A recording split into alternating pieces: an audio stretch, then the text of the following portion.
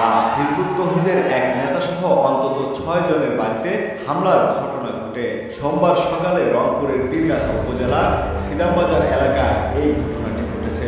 রংপুরের পীরগাছা উপজেলার একটি অনুষ্ঠানের আয়োজনকে কেন্দ্র করে স্থানীয় বাসিন্দাদের সঙ্গে হিজবুত তৌহিদের নেতাকর্মীদের সংঘর্ষের ঘটনা ঘটেছে। এ সময় সংগঠনটির বিভাগীয় সভাপতি সহ 6 কর্মী সমর্থকের বাড়িতে হামলা, ভাঙচুর ও অগ্নিসংযোগের অভিযোগ পাওয়া গেছে।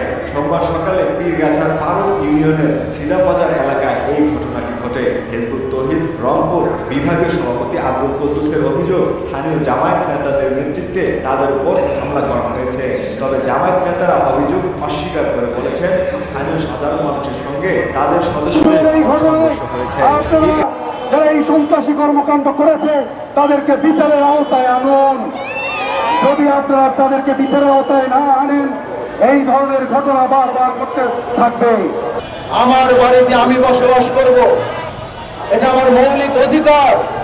আমার পৈতৃক ভিটায় আমি থাকবো, এটা আমার মৌলিক অধিকার, মানবাধিকার।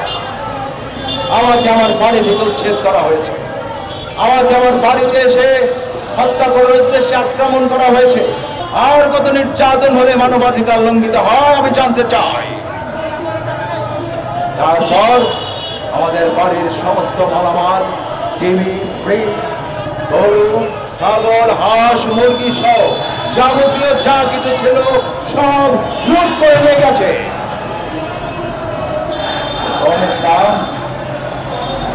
এই লুটরাজের লুট করেই তারা ক্ষান্ত হয়নি, তারপর সেখানে আগুন জ্বালিয়ে দাও। তাদের এই মিথ্যা অপপ্রচারের কারণে আমাদের হিজবুত তৌহিদের নারীরা ফিল্ডে কাজ করতে গিয়ে হামলার শিকার হচ্ছে।